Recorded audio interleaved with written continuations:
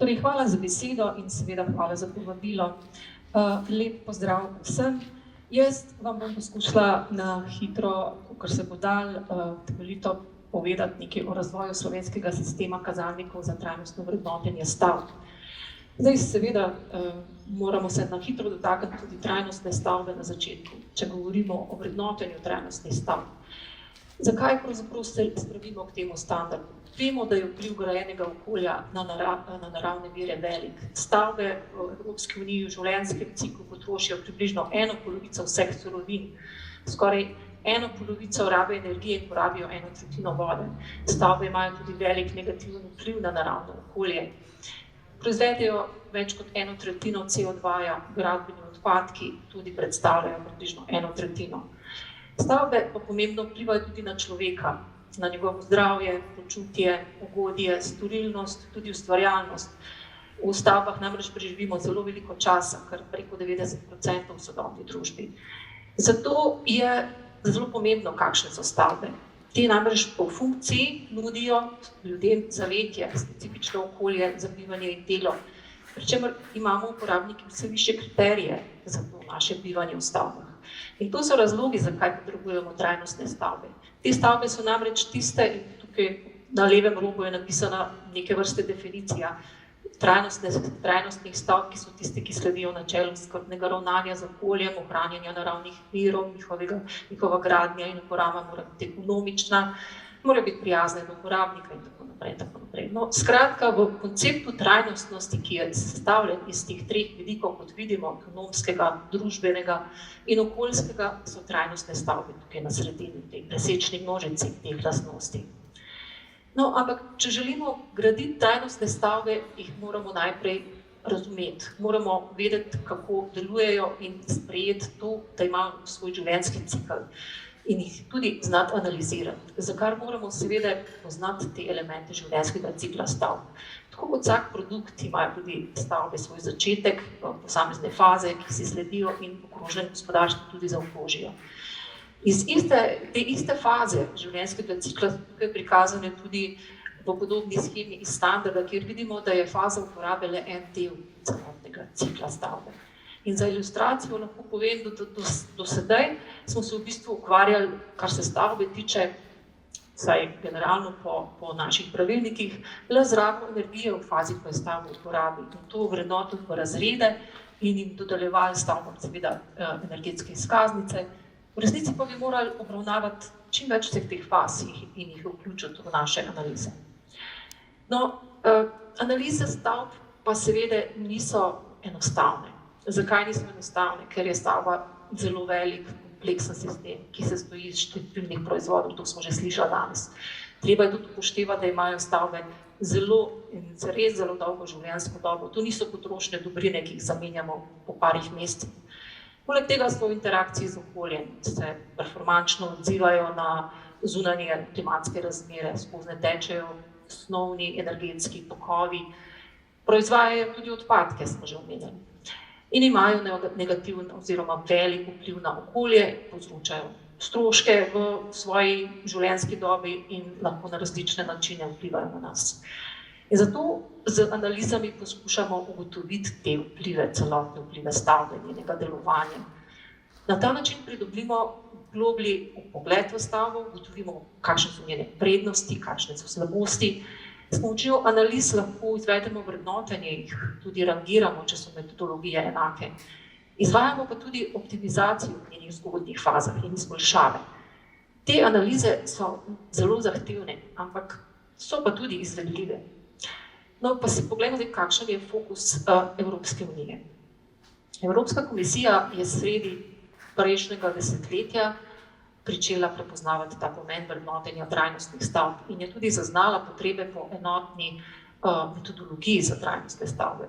Zato je leta 2015 skupnemu raziskovalnemu središču, to je JRC, naročila razvoj osnovne študije za načrtovanje in gradnjo trajnostnih stavb. In ta študija se je takrat imenovala JRC študija za oceno okoljskih performanc stavb. Podlaga za njo so bili svetovni sistemi za vrednotenje stavb, tukaj jih je vmes omenjeni ti glavni trije, in pa seveda upoštevanje celotnega življenjskega cikla stavb. JRC študija se je kasneje preoblikovala v sistem Levels, to je kolega že omenil v prvem predavanju, ki se je razvijal naprej in se danes, in se še vedno razvija in danes dejansko predstavlja nek, rečemo temu, skupen okvir za vrednotenje trajnostnih stavb, ki obravnava stavbo lahko v celotnem življenjskem ciklu, nastavlja s tem velik potencial za zmanjšanje izpustov toplogrednih plinov, tudi učinkovito ravnanje z viri krožno-snovnih tokov in vplive na nas. Levels pa še zdaleč ni neka dodelana certifikacijska shema, da ne bi narobe razumeli. Je samo skupek navodil za pripravo sistemov na nacionalnih nivojih.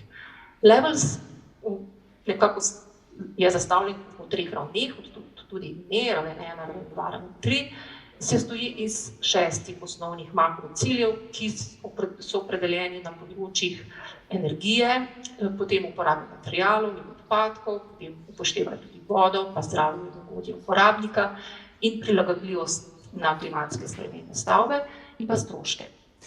Ima seveda številne kazalnike in podkazalnike in zasnovanje tako, da dejansko vzpodbuja uporabo vseživljenjskih analiz. Potrebno pa je poudariti še enkrat, da se Levels še vedno razvija. In pogledali smo zdaj, kakšno je stanje v evropskem prostoru, no v Sloveniji pa je takole. Pri nas je razvoj kazalnikov za trajnostne stavbe se je pričel nekako z tole nalogo z Ministrstva za okolje in prostor leta 2016 in ta naloga se je imenovala Pregled sistemov trajnostnih kriterijev s prilogom prenosa, ki smo izdelali Gradbeni inštitut ZRMK in Zavod za gradbeništvo za Ministrstvo za okolje in prostor. Namen pa je bil, da pripravimo neke strokovne podlage za kriterije trajnostne gradnje za javne stavbe v slovenskem okolju. No, naloga je pravzaprav nastajala v istem času kot JRC študija, zato smo jo tudi vključili v nalogo. Tako je pravzaprav Levels že zelo zgodaj postal podlaga za slovenske kazalnike, ki so seveda v razvoju. Od začetka leta 2019 pa se kazalniki razvijajo v okviru projekta Life IP Care for Climate, ki je sicer projekt zelo široko vsebino, od ravnanja s hrano, vplivov na podnebje, pa mobilnosti, varčevanja z energijo. No, in en delček te naloge, tega širšega projekta je tudi naloga razvoja kazalnikov za trajnostno vrednotenje stavb. No, in prva različica slovenskih kazalnikov je pravzaprav tik pred izdajo. No, pa si poglejmo majčkeno, kakšna je, zelo na hitro. Ta struktura ohranja teh 6 makrociljev iz Levelsa, ker se naslanja v osnovi nanj s pripadajočim naborom kazalnikov seveda. Poglejmo se zdaj kazalnik, ta prvi kazalnik se nanaša na rabo energije v fazi uporabe stavbe. To je tipično računski postopek, ki poteka na podoben način kot že znani izračuni rabe energije skladno z našo zakonodajo, z pravilnikom. No, pri čemer seveda računamo, da z novim predpisom, z novim PURES-om se bo ta metodologija še bolj približal. Potem je tukaj drugi kazalnik, potencial globalnega segrevanja v življenjskem ciklu stavbe. No, tudi to je računski postopek in sicer izdelava LCA za stavbo. Analiza na tem nivoju je seveda zahtevna in lahko pričakujemo postopno uvajanje v prakso, tako širšo prakso. Potem imamo tukaj scenarijske postopke. Prvi se nanaša na pregled materialov, generalno popis, bill of material, temu rečemo. To je popis teh posameznih materialov, vgrajenih v stavbo, ki je načeloma zelo podoben našemu popisu del, vendar nekoliko bolj podroben, ker ga potem tudi v tem postopku ga je potrebno ta popis razčleniti na materiale in razvrstiti v 4 glavne skupine po materialih, kovinske, nekovinske in tiste na osnovi biomase in na fosilne energetske materiale. Pri nas bo najprej treba verjetno nekako bolj urediti to popise gradbenih del, standardizirati postopek, da bo ta popis bill of material lažje izvesti. No, potem imamo scenarijski postopek življenjska doba stavbe, ki v bistvu temelji na prejšnjem popisu in doda se mu še prilagodljivost in razgradnja. To se pravi podatki za življenjsko dobo stavbe, posameznih elementov, sistemov. in pa možnosti za razgradnjo in ponovno uporabo ter recikliranje. Temu sledi scenarijski postopek odpadki in materiali pri razgradnji in rušitvi. Tudi ta, podobno kot prejšnji, temelji na popisu in izhaja iz pregleda materialov, Bill of Materials, pri čemer seveda se fokusira na odpadke. Naslednji kazalnik je celovita računska analiza LCA vplivov stavbe na okolje. Ta pa je relativno kompleksna in zahteva visok nivo znanja, uporabo specializiranega orodja in pa dostop. Prav to zna biti največji problem, dostop do širokega nabora podatkovnih zbirk, ki jih pravzaprav za slovenske proizvode nimamo. Namesto tega je možno uporabiti generične zbirke podatkov, ampak to je že druga zgodba.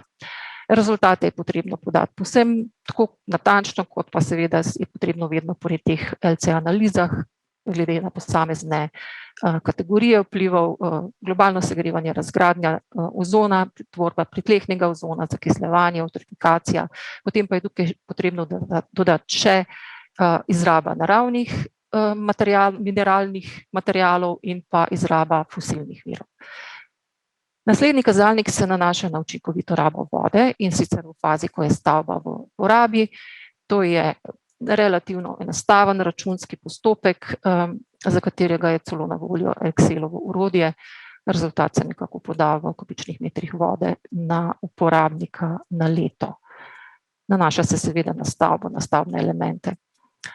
Kazalnik kakovost notranjega zraka, naslednji v vrsti, se ravno tako obravnava računsko, in sicer tako, da se preveri prezračevanje stavbe in se kakovost notranjega zraka glede na prezračevanje kategorizira, glede na predpisane parametre, naprimer CO2 tipično, relativna vlaga, trdni delci in še druge nevarne snovi. Drugi del tega kazalnika pa temelji na sistematičnem popisu vseh finalnih materialov glede škodljivih snovi, ki emitirajo v notranjost stavbe. Potem je še kazalnik čas izven območja toplotnega ugodja. Ta se ravno tako obravnava računsko, rezultat pa se poda kot odstotek časa, ko je stavba izven toplotnega ugodja. Podobno tudi naslednji kazalnik, zelo na isti način obravnava stavbo oziroma toplotno ugodje, le da je potrebno upoštevati bodoče klimatske razmere, zato da se predvidi, kako se bo stavba obnašala v daljni budočnosti. Vzame se razmere v letu 2030 in 2050. Naslednji kazalnik oziroma zadnji kazalnik se nanaša na stroške v življenjskem ciklu stavbe, pri tem se pa računsko z metodo LCC, Life Cycle Cost analizo, za stavbo določi njeno neto sedanjo vrednost vseh skupnih stroškov preko njenega življenjskega cikla. No, tudi tu je v bistvu največja ovira običajno pridobiti vse podatke in vse robne pogoje analize. No, večina kazalnikov, kot vidimo, je glede na postopek vezana na tisto prvo fazo stavbe, bolj na zasnovo in načrtovanje stavbe. To se pravi takrat, ko imamo še možnost odločati o obliki, materialih, o stavbnih sistemih same stavbe. V tej fazi se dejansko preverja performance stavbe saj smo videli, različnimi metodami, bolj ali manj enostavnimi računskimi postopki. Tako kot je recimo tukaj prikazano na tej shemi, se pravi, ta shema je za vodo, za rabo vode, se večina dogaja v fazi načrtovanja, lahko pa tudi kasneje, seveda, ko je stavba že zgrajena ali celo v uporabi, ugotavljamo dejansko stanje po nekem kazalniku in celo primerjamo z načrtovanjem. Vendar bistvo vrednotenja je v doseganju trajnostne stavbe, se pravi tega nivoja, zato je vrednotenje kazalnikov potrebno vključiti res zgodaj, v fazo načrtovanja, takrat, ko lahko še izvajamo korekcije in izboljšave. In tukaj igra pomembno vlogo projektantska ekipa, projektant, arhitekt in vsa ostala ekipa, ki seveda mora delovati povezano, koordinirano in dejansko odločati o nekih kakovostih stavbe. Zato lahko rečemo, da je faza načrtovanja za doseganje nivoja trajnostnih stavb res ključna. No, pri vsakem kazalniku pa je zelo pomembno, da je usklajen. usklajen z slovensko zakonodajo, za prakso, da se za njega pridobijo primerjalne vrednosti, zagotovi programska orodja, da so na voljo podatki, da je na voljo vse, tudi znanje o metodah, orodjih, standardizaciji, o napredku, da imamo tudi možnost si pogledati, kako zadeva izgleda, se pravi nek nabor izgledov in izkušenj je fajn imeti. Brez vsega tega v bistvu bomo težko dosegli, da bo sistem prišel v prakso in tudi dobro zaživel. Zato se vzporedno z razvojem kazalnikov razvija tudi podporno okolje in tako imenovana e-platforma trajnostne gradbe, ki seveda nastaja postopoma in pa v nekem sodelovanju, tesnem sodelovanju s strokovnjaki različnih področij. Preko te e-platforme se bodo odvijala tudi spletna usposabljanja, predvideno je interaktivno sodelovanje z uporabniki in pa tudi testiranje. Zlasti od projektantov v bistvu potrebujemo neke take povratne informacije, zato ste zelo lepo vabljeni k sodelovanju. Kakšno pa so pričakovanja za naprej? Katera so tista odprta vprašanja? Level se še razvija, kot smo videli, in enostavno moramo računati na ta razvoj, na te spremembe. Zadnje spremembe, ki so se zgodile, mislim, da letos zgodaj spomladi se na primer nanašajo na te 3 ravni, ki so se spremenile. Po novem so povezani s potekom procesa gradnje. Raven 1 se nekako odvija na idejni zasnovi stavbe, raven 2 se odvija v fazi načrtovanja in izgradnje stavbe in potem raven 3 se dejansko nanaša na zgrajeno stavbo, ko ta deluje in je v uporabi. Tako da imamo te 3 nivoje, drugače kot prej. Poleg tega je prišlo tudi do nekih vsebinskih dopolnitev, do vsebinskih sprememb. Naprimer, dodano je v Level je dodano področje svetlobnega in vizualnega ugodja, pa akustike in zaščite pred hrupom. Dodana je tudi povečana nevarnost poplav in še nekaj teh kazalnikov ali podkazalnikov. To so sicer še res zelo grobi osnutki, omembe, tukaj še sploh ne moramo govoriti niti o približni metodologiji, ampak vseeno. Ob tem se nam pa postavlja vprašanje vsebinskega širjenja take sheme ali pa sistema, detajliranja in zmožnosti obvladovanja take sheme, pravzaprav to ni tržna shema. Kako bo ta nova zasnova Levelsa ali pa potem tudi slovenskih kazalnikov funkcionirala z toliko bolj detaljnim in širšim naborom kazalnikov, to bo potrebno dejansko šele preveriti. Ne glede na to, pa se slovenski kazalniki seveda temu prilagajajo, kot sem že rekla, in dopolnjujejo. In zelo pomembno vprašanje, ki se odpira z uvedbo kazalnikov pri nas, ravno tako kot drugje, ali to pomeni dodatno delo za projektiranje, ali to morda pomeni samo drugačno delo. V fazi uvajanja bo to zagotovo zelo velik vložek in napor za obvladovanje teh novih, recimo temu, načinov dela. Računamo pa lahko na pomoč digitalizacije. Tudi Level predvideva uporabo digitalnih orodij kot pripomočka.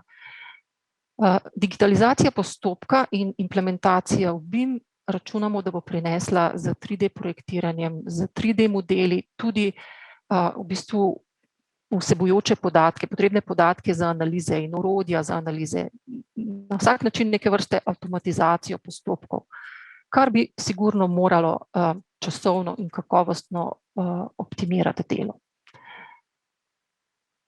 No, in še, da zaključim, metodologija za trajnostno vrednotenje stavb je lahko eno izmed zelo pomembnih in močnih orodij za doseganje ciljev za prehod v trajnostno družbo, ker vemo, da z uporabo metodologije načrtovanja stavb lahko dvignemo na nek višji trajnostni nivo in gradimo dejansko trajnostne stavbe.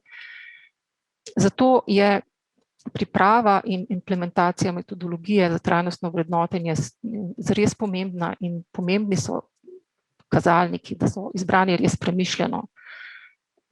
Kakšen pa je dober kazalnik? No, že spet imam na desni strani napisano nekako, kako ne izgleda. Biti mora široko sprejemljiv, uporaben za različne tipe stavb, dostopen, razumljiv, primerljiv z minimalnimi projektnimi zahtevami, ga je mogoče verificirati.